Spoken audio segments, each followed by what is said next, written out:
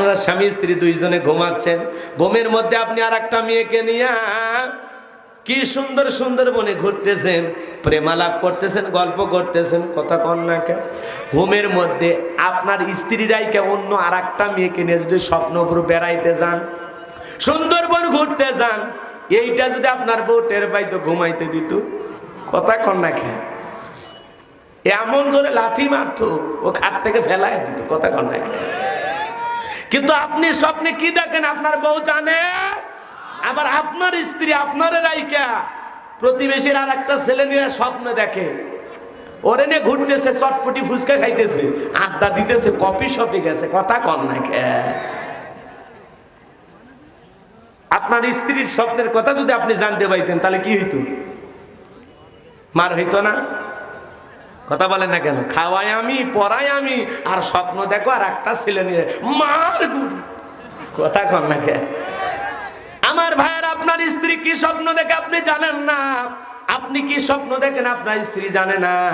এ যুবক, কত যুবক আছে টিনের বেড়াওয়ালা ঘর, ওই ঘরের মধ্যে শুয়ে থেকে স্বপ্নে দেখে ব্যবসা করতে করতে টাকার মালিক হতে হতে সাতক্ষীরা শহরে 5 তলা বিল্ডিং করছে, আয়া বুয়া চাকরানির অভাব নাই, ঘুমের তালে বলে এক কাপ চা দিয়ে যা, মারছে থাবা, থাবা মারে সেই চিড়ে খেতা, ভাঙ্গা টিনের ঘর, কথা কন না কে?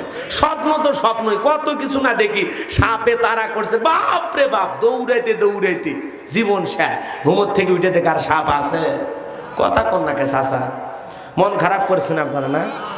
স্বপ্ন তো স্বপ্ন, কত কিছু দেখি, স্বপ্নে বিয়ে করি কয়েকবার, মরে যাই কয়েকবার, কথা কন না কে? হাই রে স্বপ্ন, আমাদের স্বপ্নের অভাব নেই। যুবকেরা দেখবেন নায়িকাদের ছবি পুরো ঘরে রাখিয়া ঘুমানোর আগে একবার তাকে থাকে, আরে এরকম বউ যদি আমি পাইতাম জীবন ধন্য হয়ে যেত। ঘুমানোর পরে দেখে ওই নায়িকার বুকের ওপর, কথা কন না কে? আছে না নাই? আরো জোরে বল। তাহলে বাজান গো, আমার জালেম বাচ্চা ডেকে বলে স্বপ্ন কি দেখেছি সেইটাও বলতে হবে, স্বপ্নের ব্যাখ্যাও বলতে হবে।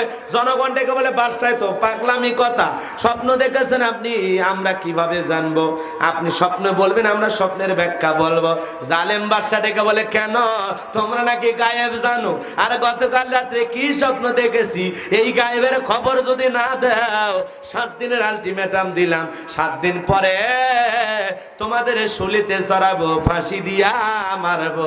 জালেমদের কাছে অপরাধ করা লাগে না, অপরাধ করে একজন আর তার শাস্তি পায় হাজার জন। জালেমদের কাছে অপরাধ করা লাগে। স্বপ্ন দেখছে বাদশা, বাদশার টেনশন, তো জনগণ কেন ফাঁসি দিয়ে মরবে, জনগণকে কেন শুলিতে চড়াবে? তার মানে জুলুম, তার একটা পাওয়ার আছে, ক্ষমতার একটা অপব্যবহার আছে, আছে না? না, রাশিয়া আজকে ক্ষেপণাস্ত্র দিয়ে হামলা করে, নির্যাতন জুলুম তারায় অত্যাচার করে, মানুষকে কষ্ট দেয়, নিরপরাধ মানুষগুলোকে হত্যা করতেছে, আছে না নাই জুলুম? ওই দেশের খেলোয়াড়রা পর্যন্ত যুদ্ধে নেমেছে, ওই দেশের সাধারণ মানুষ অস্ত্র ক্রয় করতেছে, দেশের মাটি, নিজের মাতৃভূমিকে বাঁচানোর জন্য খেলোয়াড়রা যুদ্ধের মাঠে নেমেছে, নায়ক গায়কেরা যুদ্ধের মাঠে নেমেছে, ওই দেশের সাধারণ জনগণ তারাও অস্ত্র কিনে যুদ্ধের মাঠে নামতেছে। মাতৃভূমির কি যে টান আমরা বাংলাদেশের মানুষ সবচেয়ে বেশি বুঝি, কথা বলেন না কেন?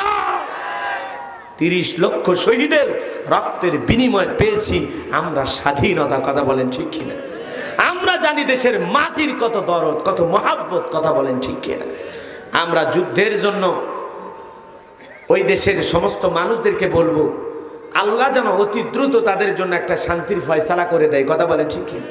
এগুলো আর ভালো লাগে না, এগুলো নির্যাতন জুলুম দেখতে দেখতে আর ভালো লাগে না, কথা কন না? যদিও তারা খ্রিস্টান ধর্ম অবলম্বী মানুষ, ও দেশে আমাদের বাংলাদেশের অনেক দুর্গ মানুষ আটকে পড়ে আছে, এবং জাহাজের অনেক নাবিক শুনলাম আটকা পড়ে আছে।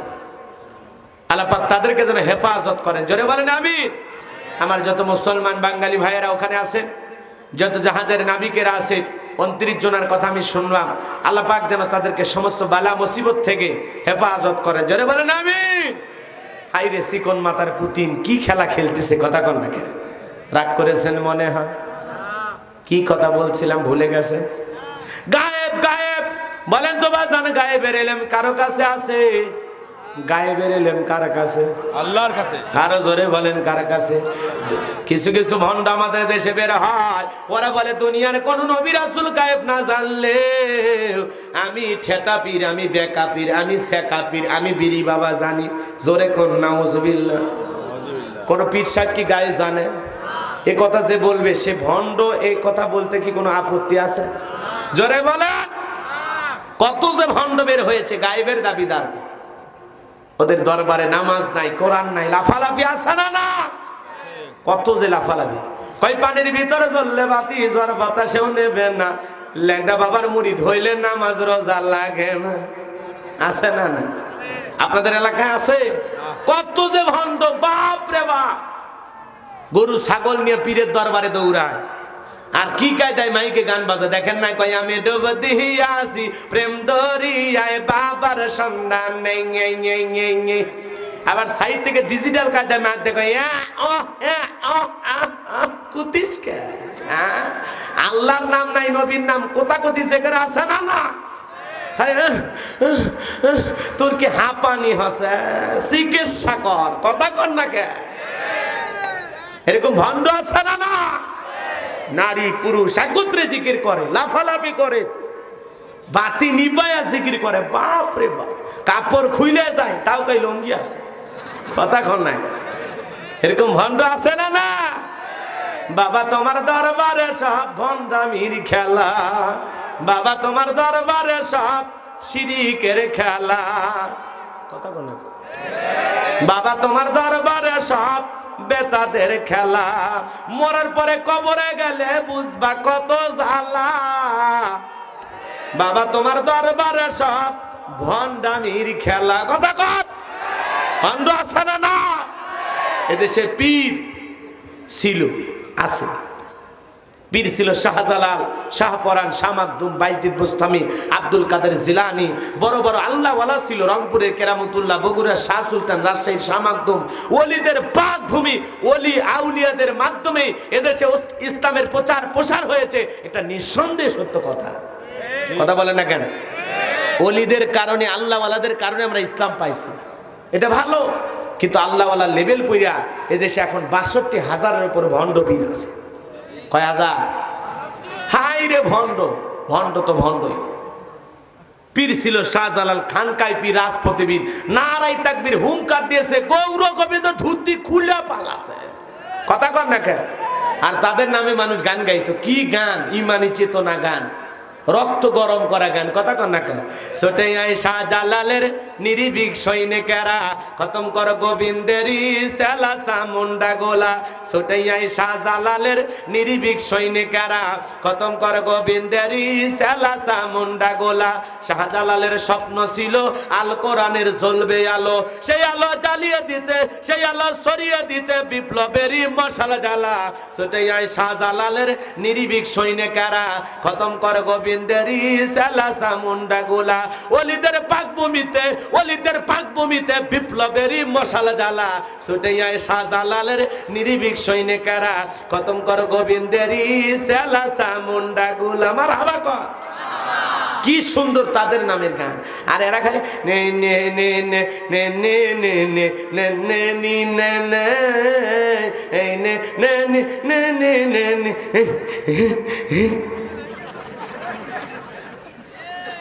এই শেরমি সাহেব কথা ঠিক আছে? ভণ্ড আছে না? নাই। আল্লাহওয়ালাদের কাছে যান, ওয়াকুনু মা'আস সাদিকিন।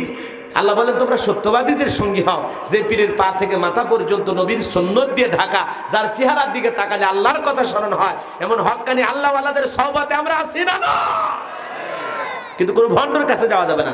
যে দরবারে বিসমিল্লাহর বা থেকে সূরা নাসের সিন পর্যন্ত আছে, যে দরবারে নামাজ আছে, কোরআন আছে, ইসলামী আন্দোলন আছে, জিহাদ আছে, যেই দরবারে আল্লাহর ওলি নিজের ইমামতিতে মুরিদদেরকে নামাজ পড়ায়, এরকম হক্কানি আল্লাহওয়ালাদের সাথে আমরা আছি না? না, আল্লাহওয়ালাদের কাছে যান, অবশ্যই যাবেন জ্ঞান চর্চার আশা, ভালো কিছু জানার আশা। মহিলারা পর্যন্ত যায়, কথা কন না? আপনাদের এলাকার মহিলারা যায়? সাতক্ষীরের মহিলারা যায় না? অনেক ভালো, আলহামদুলিল্লাহ। দেখবেন অনেক মহিলারা ভণ্ড পীরের দরবারে যায়। পীরের বয়স হয়ে গেছে, বুড়ো হয়ে গেছে, এরপরে মহিলা মুরিদ দেখে কয় মাই, মহিলা মুরিদ যখন 2 হাত বাড়াইয়া পীর সাহেব ডাকতেছে, চিন্তা করে এত বড় আল্লাহর ওলি আমারে ডাকতেছে 2 হাত বাড়াইয়া, যদি আল্লাহওয়ালার ডাকে সাড়া না দেয় গজব পরে জাহান্নামে জায়গা হবে। ও তখন পীর সাহেবকে ধরছে সাইপে ধরে এত আনন্দ পাইছে, এত মজা পাইছে, আনন্দের ঠেলায় গান গায়, বাবা আমি তোমায় ভালোবাসি গো বাবা, তোমার শরণ সুমিতে বাবা, তোমার কাছে আসি গো বাবা, আমি তোমায় ভালোবাসি। যেই মহিলা স্বামীকে বাদ দিয়া পীরের ফাটা পায়ে চুমা খায়, ওই নারীর চরিত্রের ঠিক নাই, কথা বলে ঠিক কিনা? ওটা চরিত্রহীন মহিলা, কথা কন ঠিক কিনা? কারো বউ যদি পীরের কাছে যেতে চায়, তোর বড় পীর আমি, দেখে পছন্দ হয় না, খালি পাগড়ি মাথা দেখলে পীর হয় রে।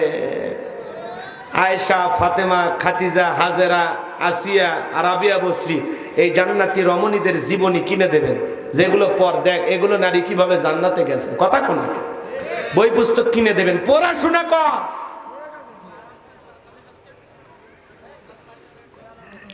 আল্লামা তারিক জামিলের লেখা আছে বই, মহিলারা কিভাবে জান্নাতি যাবে, জান্নাতি নারীদের আমল, কথা কোন নাকি? মহিলারা কিভাবে গুনাহ থেকে বাঁচবে, এগুলো বই মা বোনদের কিনে দেবেন, কথা কোন নাকি? ওরা বলে পীরের কাছে যান। প্রত্যেকটা সন্তানের কাছে হলো তার মা বাবা হলো দুনিয়ার সবচাইতে বড় পীর, সবচাইতে দোয়া কবুলের জায়গা, কথা বলেন ঠিক কিনা? অপালপরা আমরা বুঝি না, আপিল আঙ্গুর কমলা বেদে না নিয়ে গরু ছাগল নিয়ে বাবার কাছে যাচ্ছে। ওই ছাগল ওই পীর সাহেবের দরবারে না দিয়ে এলাকার এতিমখানা মাদ্রাসায় থাকলে এতিম বাচ্চাদের খাওয়াইয়া দেন, ওরা খেয়ে আল্লাহর কোরআন পড়ে দোয়া করবে, আল্লাহর আরশ খুশি হবে। কপাল পরা বোঝেন, এলাকার গরিব মেয়ের বিয়ে হয় না, ওই ছাগল গরু বাবার দরবারে না দিয়া ওই এলাকার গরিব মেয়ের বিয়ের অনুষ্ঠানে ছাগল গরু জবাই করে গরিব মানুষদেরকে মেহমানদারি করে খাওয়াইয়া দেন, মেয়েটার বিবাহের ব্যবস্থা করে দেন, আল্লাহ আসমান থেকে খুশি হয়ে যাবে, ভাগ্য খুলে যাবে, জান্নাতের দরজা কাছে আসবে, কথা ঠিক কিনা? মা বোনদের বলুমা, 4টা আমলে 8টা জান্নাতের দরজা খোলা, নামাজ, রোজা, ফরজ, পর্দার, স্বামীর খেদমত, বাস এনাফ, যথেষ্ট, আপনার জন্য আর লাগবে না, কথা বলেন ঠিক কিনা? কিন্তু ওরা একটু বেশি বেশি কথা বল না। আপনাদের এলাকার মহিলারা ভালো। আমার যুবক ভাইরা এক কথা মনে হয় ভুলে গেছেন, মন খারাপ করলেন মনে হয়, তাহলে কোনো ভণ্ডদের কাছে যাওয়া যাবে? আল্লাহ আমাদের হেদায়েত দান করুক, জোরে কোন আমিন।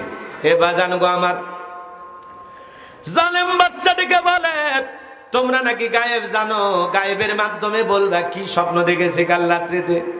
সমস্ত লোকেরা বলে বাদশা 7 দিন কেন, 70 দিন কেন, 70 বছরও যদি সময় দেন, আপনি স্বপ্নে কি দেখেছেন এইটা আমাদের পক্ষে বলা সম্ভব নয়। 7 দিনের সময় বেঁধে দেওয়া হলো, লোকজন চলে গেল, জেলার জেলখানা দিয়ে ঘুরতেছে, জেলার চেহারা দেখে আল্লাহর পয়গাম্বর ডেকে বলে জেলারে দিকে আসো, দেখে মনে হয় টেনশনে আসো, জেলার ডেকে বলে ও কয়েদি তোমার নাম যেন কি? কয় দানিয়াল। শোনো, টেনশনে থাকবো না, বাদশা এমন একটা ভয়ঙ্কর স্বপ্ন দেখেছে, রাজ্যের মানুষের কাছে স্বপ্নের কথা বলতে যাবে, সে স্বপ্নের কথা ভুলে গেছে, পরিশেষে রাজ্যের মানুষের কাছে সে 7 দিনের আলটিমেটাম দিয়েছে। 7 দিন পরে যদি জনগণ তার স্বপ্নের কথা, স্বপ্নের ব্যাখ্যা না বলতে পারে, জালেম বাদশা তাদেরকে শুলিতে চড়াবে, ফাঁসি দিয়ে মারবে। আল্লাহর পয়গাম্বর দানিয়েল আলাইহিস সালাম ডেকে বলে জেলার তুমি তোমার বাদশার কানে খবর পৌঁছায় দাও, জেলখানায় একটা কয়েদি আছে, আপনার স্বপ্নের কথাও জানে, স্বপ্নের ব্যাখ্যাও জানে, বলেন আল্লাহু আকবার। জেলার মানুষে দৌড়, খবর দিলে প্রমোশন হবে, দৌড় মেরে বলে বাদশা জেলখানায় একটা কয়েদি আছে, আপনি স্বপ্নে কি দেখেছেন সেই কথাও নাকি তার জানা আছে, স্বপ্নের ব্যাখ্যা যা সেইটাও সে জানে। এইবার জালেম বাদশা বক্তে নাসুর ডেকে বলে বাজান কই, বাজানকে নিয়ে আসো। ঠেলার নাম বাবাজি, কথা কন না গে।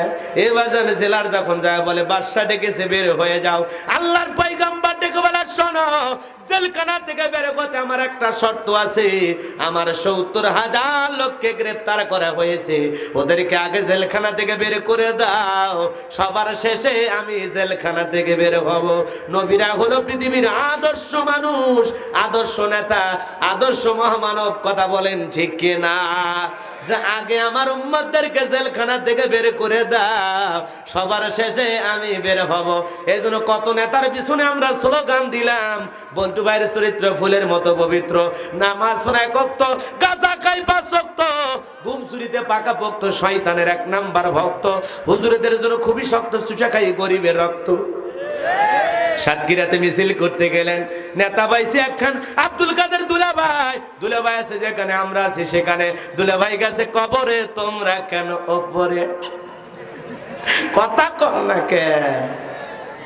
ওই যে নেতার পিছনে মিছিল করতে যায়, সাতক্ষীরার প্রশাসনের লোকজন আপনাকে আমাকে গ্রেফতার করলো রে বাজান। নেতা সহ তার কর্মীকে গ্রেফতার করলো, নেতা সহ কর্মীকে গ্রেফতার করে নিয়ে গেল। নেতা তো মামু খালু টাকার কোনো কিছুর অভাব নাই, নেতা সকালে ঢোকে বেরকালে বের হয়, নেতার কাছে জেলখানা শ্বশুর বাড়ির মতো। কিন্তু এই যে গরিব কর্মী, ওদের জামিনের ব্যবস্থা করে না। নেতা যদি আদর্শবান হইতো, জনদরদি হইতো, জনগণের প্রতি মায়া দয়া থাকতো, ও আগে বলতো শোন আমার জামিনের ব্যবস্থা আগে করা লাগবে না। এই গরিব মানুষগুলো কৃষিক্ষেতে কাজ করে, রিক্সা ভ্যান চালায়, ওরা আমারে ভালোবাসে, আমার মিছিলে শরিক হয়েছে, আমার নামে মিছিল করতে আসে, ওরা গ্রেফতার হয়েছে। আমার জামিনের আগে এই গরিব ভালোবাসার আমার কর্মীদের জামিনের ব্যবস্থা কর, তারপরে আমি নেতা জেলখানা থেকে বের হব। আমার একটা কর্মী জেলখানায় থাকা অবস্থায় আমি নেতা জেলখানা থেকে বের হব না, তাহলে বোঝা যায় তো ওরা মানব দরদি, জনদরদি, জনগণের নেতা। কথা বলেন ঠিক কিনা? কিন্তু নেতার পিছনে যায়, নেতা তো ঠিকই জেলখানা থেকে বের হয়, ওই গরিব কর্মীরা জেলখানা থেকে বের হয় না, ওদের বউ বাচ্চা ভাত পায় না, মানুষের বাড়িতে চাইয়া ছায়া খায়, জায়গা জমি বিক্রি করে জামিনের ব্যবস্থা করে। নেতারা খবর দেয়, এমন নেতার পিছনে স্লোগান দিয়া নিজের জীবনের কথা বুঝতে সময় নষ্ট করা যাবে না। এ ধরনের নেতা দরকার না, সেই রকম নেতা দরকার জনগণ জীবন দিয়ে ভালোবাসবে, নেতাও কর্মীদেরকে জীবন দিয়ে ভালোবাসবে। কথা বলেন ঠিক কিনা? কার পিছনে স্লোগান দেন, বুঝে শুনে দেন, নিজে বউ বাচ্চাকে রেখে জেলখানা যায় না। কথা কন রেখে কষ্ট হচ্ছে, দোয়া করে দেব। আমার বাজানেরা, আমি যে কথা বলতে চাই, যতদিন পর্যন্ত আমরা জনগণ ভালো না হব, আমাদের ভাগ্যে নেতাও ভালো জুটবে না। নেতা ভালো, জনগণ ভালো, জনগণ ভালো, নেতাও ভালো। একজন আমরা বুঝে শুনে সবার পক্ষে স্লোগান দেব না, যেই মানুষকে সৎযোগ্য মনে করব, মানব দরদি, জনদরদি মনে করব, তাদেরকে ভালোবেসে সুখে দুঃখে পাশে থাকবো। কথা বলেন ঠিক কিনা? আমি যে কথা বলতে চাচ্ছিলাম, এইবার জেলার যায় বলে, ও বাদশা গো, জেলখানায় যে আপনার স্বপ্নের ব্যাখ্যা জানে, স্বপ্নের কথা জানে, তার একটা শর্ত, তার সাথে নাকি তার ৭০,০০০ মানুষকে গ্রেফতার করা হয়েছে, তাদেরকে জেলখানা থেকে বের করে না দেওয়া পর্যন্ত সে জেলখানা থেকে বের হবে না। ওই জালেম বাদশা বকতে নাসর ডেকে বলে, বাজান যদি বলে এই জেলখানা কেন, পুরো পৃথিবীর সমস্ত জেলখানার আসামি ছেড়ে দেব। বাজান যা বলে তোমরা তাই করো, এরপরেও বাজানকে আমার কাছে নিয়ে আসো। জোরে বলেন আল্লাহু আকবার। খেলা কার? কথা বল না, খেলা কার? ওয়ামাকারু ওয়ামাকারাল্লাহ ওয়াল্লাহু খায়রুল মাকিরিন। এইবার একে একে আসামিগুলো ছেড়ে দেওয়া হচ্ছে বাজান। সবার শেষে আল্লাহর পয়গাম্বার জেলখানা থেকে বের হলো। জালেম বাদশার দরবারে ঢোকার একটা নিয়ম হলো, যত মানুষ ঢোকে মাথা নত করে ঢোকা লাগে। কিন্তু বলেন আল্লাহর পয়গাম্বার কি কোনো জালেম বাদশার কাছে মাথা নত করতে পারে? অসম্ভব, পারে না। আল্লাহর পয়গাম্বার দেহটাকে আঁটো করে কি সুন্দর করে কৌশল অবলম্বন করে মাথাটা উঁচু করে জেলখানার ভিতর থেকে জালেম বাদশার দরবারে প্রবেশ করলো। এমন দৃশ্য দেখার পরে জালেম বাদশা ডেকে বলে, বাজান গো, সবাই মাথা নত করে ঢোকে, তুমি কেন ঢুকলা না? আল্লাহর পয়গাম্বার ডেকে বলে, বাদশা শোনেন, আপনার স্বপ্নের কথা যে আমার মাথার মধ্যে সেভ করে দিয়েছে, তার কথা হলো তাকে সারা অন্য কারো কাছে মাথা নত করা যাবে না। আর আমি যদি মাথা নত করতাম, সে যদি আপনার মতো আপনার স্বপ্নের কথাগুলো ভোলায় দিত, তাহলে এই টেনশনে আপনিও মরতেন, আমারেও মারতেন। এইবার জালেম বাদশা বখতিয়ার ডেকে বলে, বাজান তুমি যা করেছো ঠিক করেছো, আসলেই তোমার মাথায় বুদ্ধি আছে। নবীদের মাথায় বুদ্ধি থাকবে না তো জালেমদের মাথায় বুদ্ধি থাকবে? কথা কর না কা? নিঃসন্দেহে পৃথিবীর সমস্ত নবীরাই ছিলেন জ্ঞানী। কথা বলেন ঠিক কিনা? এইবার জালেম বাদশা ডেকে বলে, বাজার এইদিকে আসো, এই নাও চেয়ার, তুমি চেয়ারে বসো, আর তাড়াতাড়ি করে আমার স্বপ্নের কথা বলে দাও। আল্লাহর পয়গাম্বরকে জেলখানা থেকে বের করে ওই জালেম বাদশা বখতিয়ার চেয়ারে বসায়া দিল কে? আরো জোরে বলেন কে? সে আল্লাহ আজও আছে না নাই? একটু বয়স বাড়ছে, কথা কন না কে? এইবার আল্লাহর পয়গাম্বর দানিয়েল আলাইহিস সালাম চেয়ারে বসা, স্বপ্নের কথা বলতে যাবেন। বাকি ঘটনা বলবো নাকি দোয়া করে দেব? কারা কারা শুনবেন দুহাত তুলে একবার দেখান। লিল্লাহে তাকবীর, লিল্লাহে তাকবীর। হাত নামান বাজান। ওইদিকে নবী সুলাইমানের 3টি কথা, আর এই জালেম বাদশার সামনে আল্লাহর পয়গাম্বর দানিয়েল আলাইহিস সালাম বলবে স্বপ্নের কথা। 1 নম্বর আয়াতের আলোচনা করছিলাম, তাবারাকাল্লাযী বিয়াদিহিল মুলকু ওয়া হুয়া আলা কুল্লি শাইইন কাদির। মহামান্বিত সেই সত্তা যারাতে সর্বময় কর্তৃত্ব রাজত্ব পাওয়ার ক্ষমতা, তিনি হলেন সর্ববিষয়ে শক্তিমান। তাহলে সকল ক্ষমতার একমাত্র মালিক আমার আল্লাহ। আমার আল্লাহর চাইতে বড় ক্ষমতাধর পৃথিবীর জমিনে আর কেউ নাই। কথা বলেন ঠিক কিনা? আমরা এমন এক আল্লাহর গোলাম, তিনি হলেন সকল ক্ষমতার মালিক, সকল শক্তির দিক দিয়ে নাম্বার 1। কথা বলেন ঠিক কিনা? সর্বশক্তিমান কে? সে আল্লাহর গোলাম হিসাবে পরিচয় দিতে নিজেকে ভালো লাগে না খারাপ লাগে? অনেকে ভাবতেছেন, হুজুর আমার এত টাকা, আমারে গোলাম বানায় দিলেন। ওরে শয়তান, আমরা গোলাম কা? আল্লাহর যদি গোলাম হতে পারে আমাদের কপাল খুলবে? কথা বলেন না কেন? কপাল খুলবে না? আমরা সবাই কার গোলাম? কার গোলাম? সম্মানিত ভাইয়েরা আমার, 1 নম্বর আয়াতের সামান্য কিছু আলোচনা করেছে। এইবার 2 নম্বর আয়াতের আলোচনা করব। কষ্ট হবে না আপনাদের? এইবার একটু দিলটা নরম করা লাগবে। কষ্ট হবে? কেউ দোয়া করব, আর একটু শুনব। আচ্ছা, বহুত মহিলা আসছে। আচ্ছা, মহিলাদের উদ্দেশ্যে কিছু কথা বলা দরকার। আলহামদুলিল্লাহ, আমি বলার চেষ্টা করব। এ ভাই, উঠবেন উঠবেন, কেউ কেউ উঠে যাবেন। মানে যারা যাবেন একটু যান, একটু বিরতি চলুক, বিরতির পরে আসিতেছি। যান, কে কে যাবেন যান, না একটু পানি খান, 1 মিনিট সময় চলে যান। কারণ একেবারে নরম ওয়াজ হবে এইবার, একেবারে নরম ওয়াজ, একবারে দিল নরম করে ওয়াজগুলো শোনা লাগবে। যদি শুনলে শোনে, না শুনলে বাড়ি যান। এরপরে উঠলে কিন্তু খবর আছে। যান যান যান, সুযোগ আছে।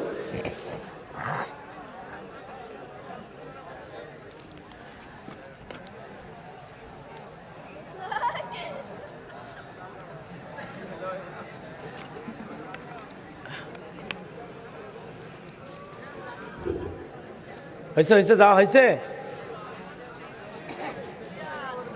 এত সময় লাগে যাইতে? দৌড় মারেন, দে দৌড় বাবা।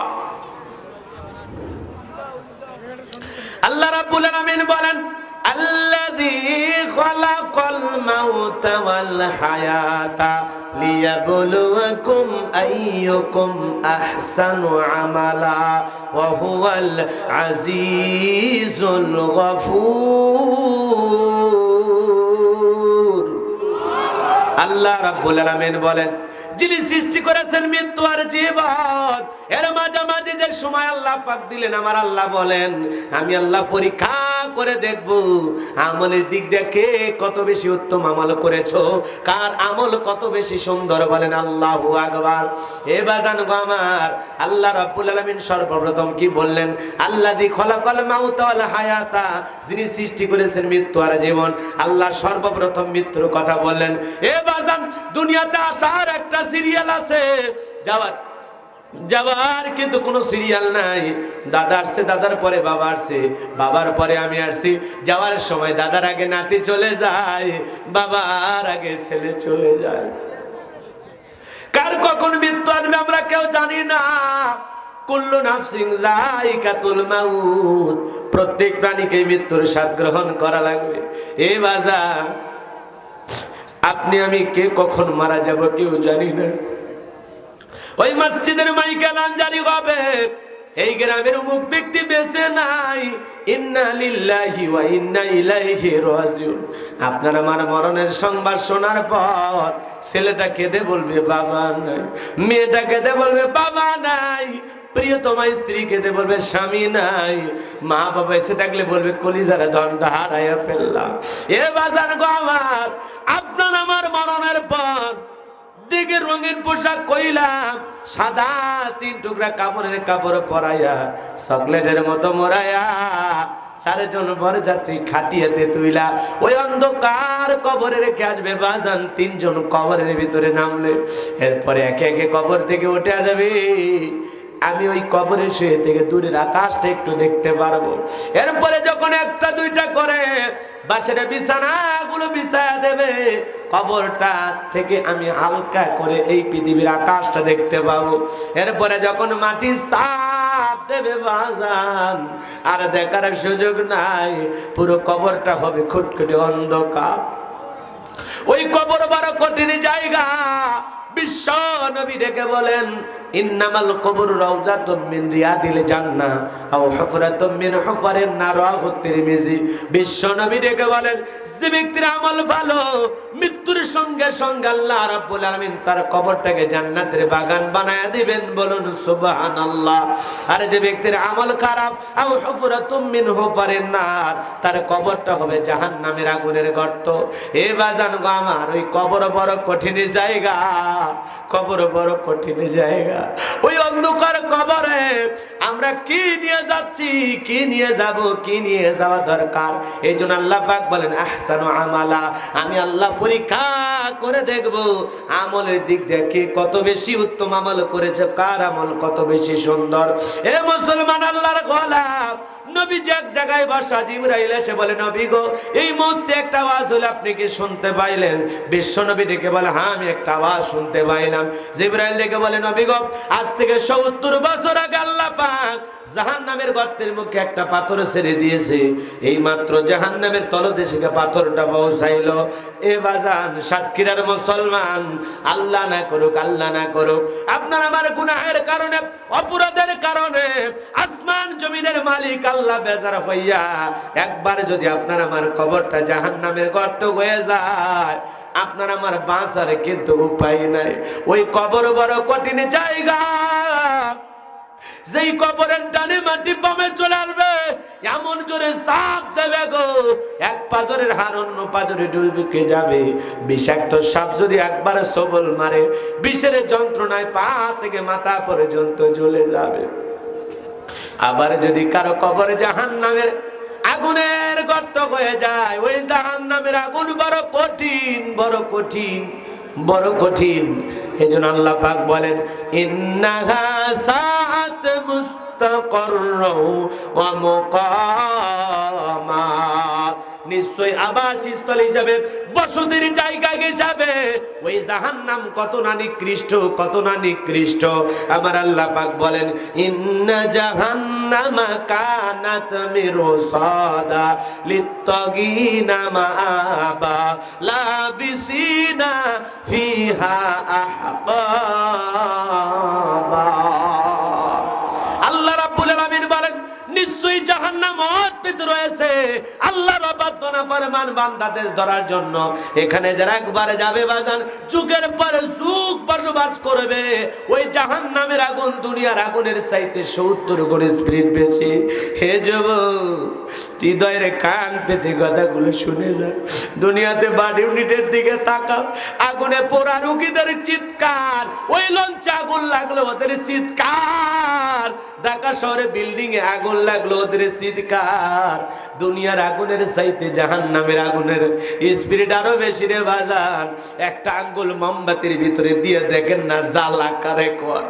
হে বাজান, দুনিয়ার আগুন হাতে লাগলে হাতে জ্বালা হয়, কিন্তু জাহান্নামের আগুন যদি একবার কারো শরীরে লাগে রে বাজান, সর্বপ্রথম তার কলিজা চলে যাবে, কলিজা পুরে ছাই হয়ে যাবে, ওই কলিজা পুরে ছাই হয়ে যাবে।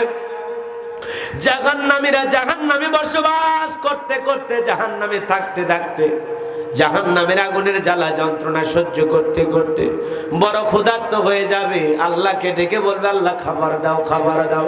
জাহান্নামীদেরকে আল্লাহ পাক জাহান্নামের তলদেশে চাষ করে এক ধরনের ফল, নাম হলো জাক্কুম, কাঁটা যুক্ত ফল। এই ফলটা জাহান্নামীদেরকে পান করাইতে দেওয়া হবে। ওই ফলটা খাওয়া মাত্রই জাহান্নামীদের গলার মাজা মাঝে আটকে যাবে, ভিতরেও যাবে না, বাহিরে বাজবে না।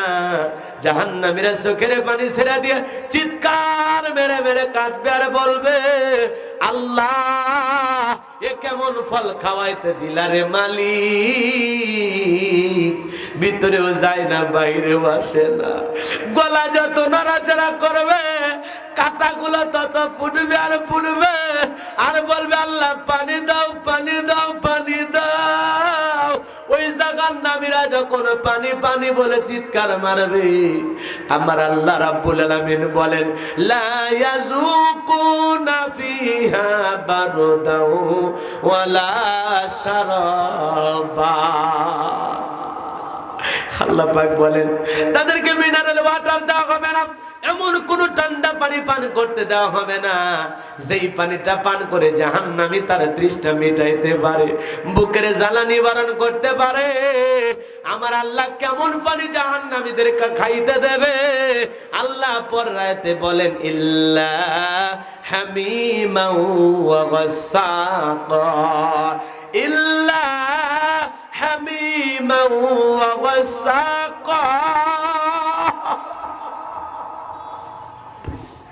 এমন উত্তপ্ত ফুটন্ত গরম পানি জাহান্নামীদেরকে আল্লাহ পান করতে দেবে বাজার।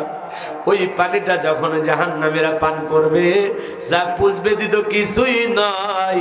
ওই পানিটা যখন জাহান্নামীরা পান করবে, ওই পানিটা পান করার কারণে জাহান্নামীদের লারি বুড়ি করে গলে গলে পড়ে যাবে। অন্য আর একটা বর্ণনায় পাওয়া যায় রে বাজান, ওই পানি পান করা মাত্র জাহান্নামীদের দেহের চামড়া গোস্ত গুলো খসে খসে পড়বে। জোরে কন্যা হুজুবিল্লাহ। জাহান্নাম বড় আযাবের জায়গা, জাহান্নাম বড় কঠিন জায়গা। হযরতে ফাতেমা একদিন নবীজির বাড়িতে আসলেন, ডাক দেয়, বাবা দরজা খোলো, আমি ফাতেমা আসছি বাবা দেখা করার জন্য। বিশ্বনবী দরজা খুলে দিলেন। ফাতেমা তাকায় দেখে নবীজির চোখে পানি। নবীজি এত কান্না করেছেন, দাড়ি ভিজে গেছে, জুব্বা ভিজে গেছে। ডেকে বলে, আব্বা ঘরের দরজা বন্ধ করে কার জন্য কাঁদেন?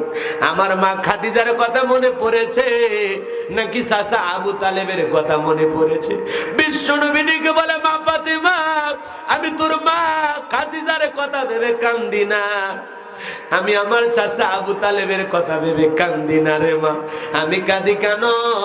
আমাকে মেরাজ করতে যখন জিবরাইল নিয়ে গেল, ও মা, মেরাজ করতে গিয়ে মালিকের সাথে দিদার হওয়ার পর জিবরাইল যখন আমাকে জান্নাত দেখাইতে নিয়ে গেল, মা, জান্নাত আল্লাহ এত এত নিয়ামত দিয়ে বানাইছে, জান্নাত দেখে দিলটা হয়ে গেল খুশি। আল্লাহর কাছে দোয়া করলাম বেশি বেশি আমার গুনাহগার উম্মত গুলো যেন হয় জান্নাতবাসী। জোরে কোন সুবহানাল্লাহ। ও মায়ের পরে জান্নাত দেখানোর পরে জিবরাইল যখন বলেন, নবী গো ও নবী চলেন না একটু জাহান্নামটা আপনারে দেখায়। মা গো মা, আমারে যখন জাহান্নামের ভিতরে নিয়ে যাওয়া হলো মা, আমি তাকায় দেখি দুনিয়ার সব চাইতে জাহান্নামের ভিতরে পুরুষের তুলনায় নারীদের সংখ্যায় অধিক, নারীদের সংখ্যাই বেশি মা। জাহান্নামে নারীদেরকে আমি বেশি দেখলাম।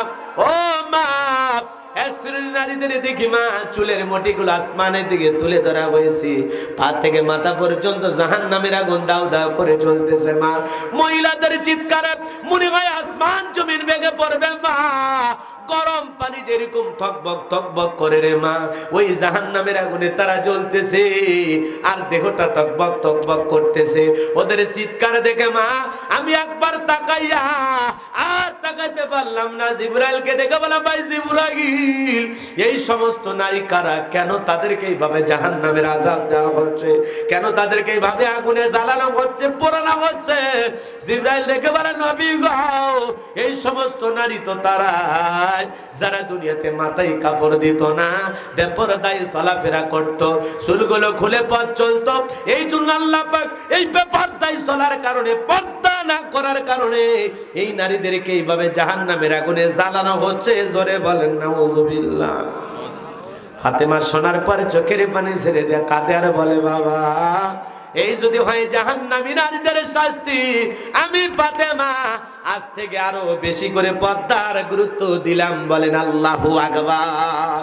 ও সাতক্ষীরা আশা শোনেন মা বোনেরা, জাহান্নামী নারীদের শাস্তি কথা শোনার পর ফাতেমা নবীর সামনে ওয়াদা দিল পর্দার গুরুত্ব আরো বাড়াবে। ও মা, তোমার কি দিলে একটু ভয় লাগে না মা? গোলাম রব্বানির মুখে জাহান্নামী নারীদের কথা শোনার পর তোমার অন্তর কি কাঁপে না মা? তুমি কি এই সিদ্ধান্ত নিতে পারো না রে মা? জীবনে যা করছো করছো, আজ পর্যন্ত যা হয়ে গেছে গেছে, কাল থেকে আর বেপরদায় চলবা না, খোলা চুলে হাঁটবা না, অন্যা সারা দুনিয়াতে পথ চলবা না। ও মা, পায়ে হাত দিয়ে অনুরোধ করে বলে যায় মা, দুনিয়াতে ওই সমস্ত নারীরা ভাগ্যবান যারা দুনিয়াতে পর্দা করে চলে। পর্দাশীল নারীর উপরে আল্লাহর খাস রহমত নাজিল হয়। পর্দাশীল নারী প্রত্যেকটা পরিবারের একটা রহমত বরকত।